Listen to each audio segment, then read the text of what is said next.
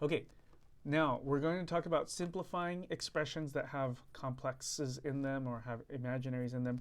Just recall the key thing we need is from the definition that I is equal to root -1. Square both sides and you get I squared equals -1. Those are the two key facts you need, right? So to simplify expressions that have complex numbers, just do what you'd normally do. Treat I basically like a variable, even though it's not, even though it's a number. Just treat it like it's a variable.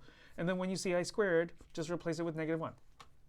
So let's go through some examples. All right. So for example, let's say you have 3 plus 5i. Then that quantity plus the quantity 4 minus 2i. Well, because this is additions, we can just drop the parentheses. And we have 3 plus 5i plus 4 minus 2i. And really what we just do is kind of collect like terms here. So the 3 plus 4, the constant is 7.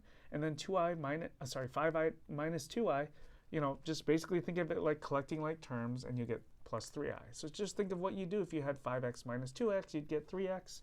Same kind of deal here. So treat I like it's a variable. Nothing much else to do there. Let's look at another very similar looking example. 3 plus 5i, that complex number, then subtract the quantity 4 minus 2i.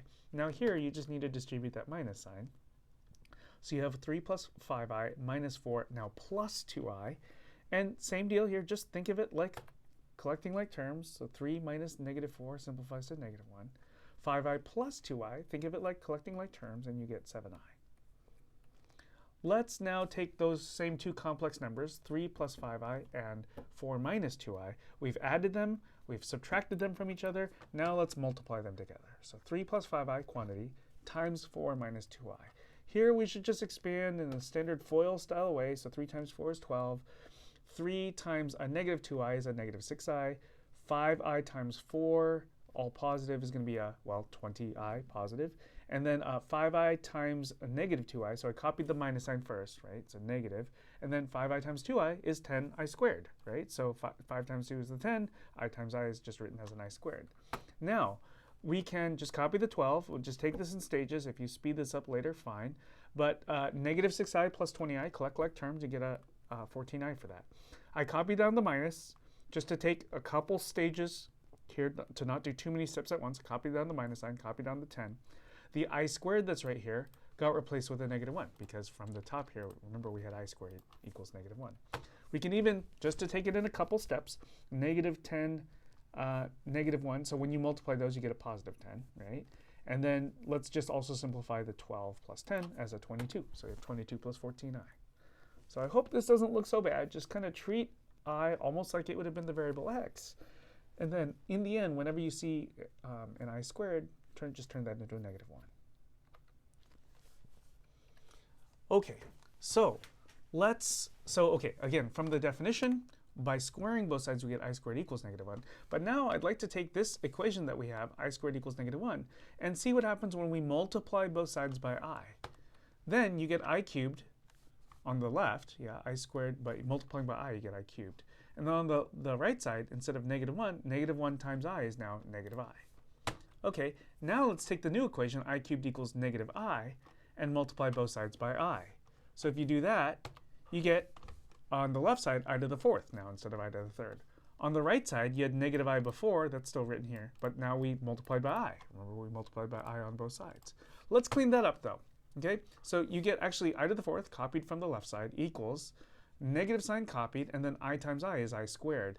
But remember that I squared was -1 up here. So this is negative sign copied, and then in parentheses, I squared gets replaced with -1.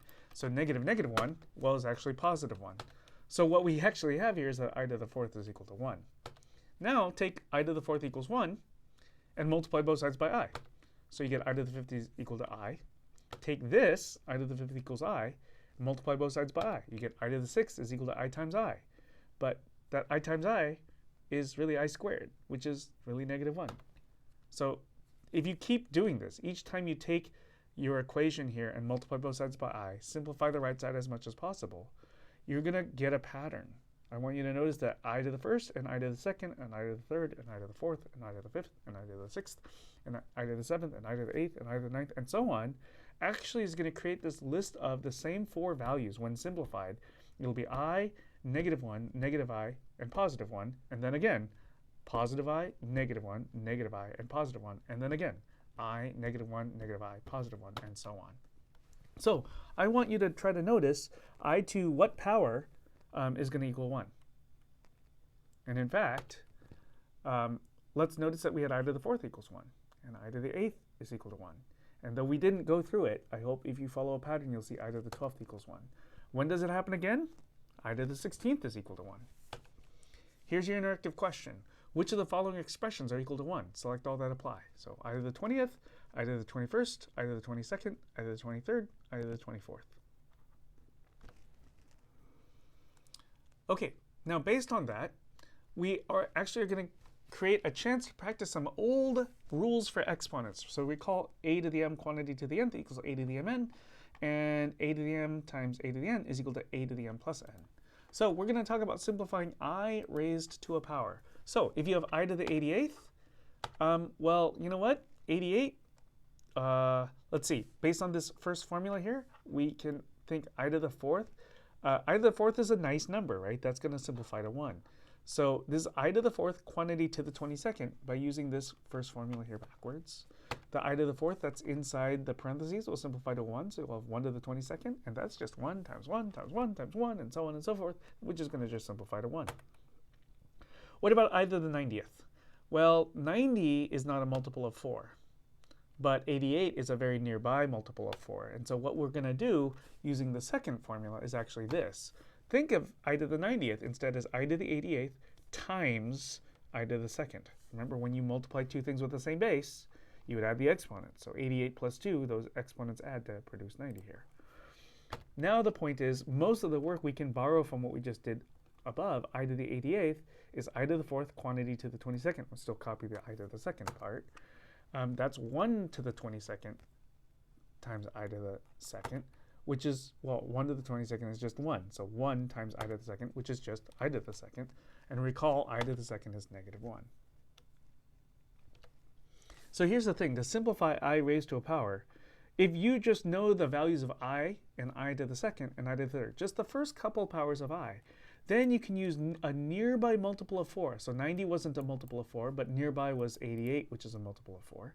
And then use these exponent formulas, and things will simplify rather nicely. So here's another example, I to the 31st. Well, let's just note that 31 is not a multiple of 4. So if you take 31 lower by 1, you get 30. Well, that's still not.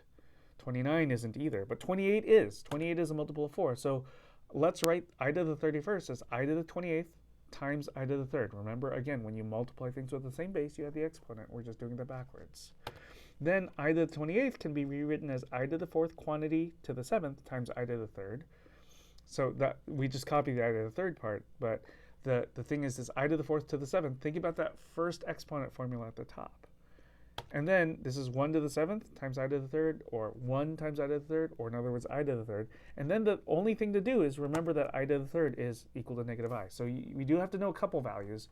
Just need to know how I squared, and I cubed simplify. But then you can always do one of these.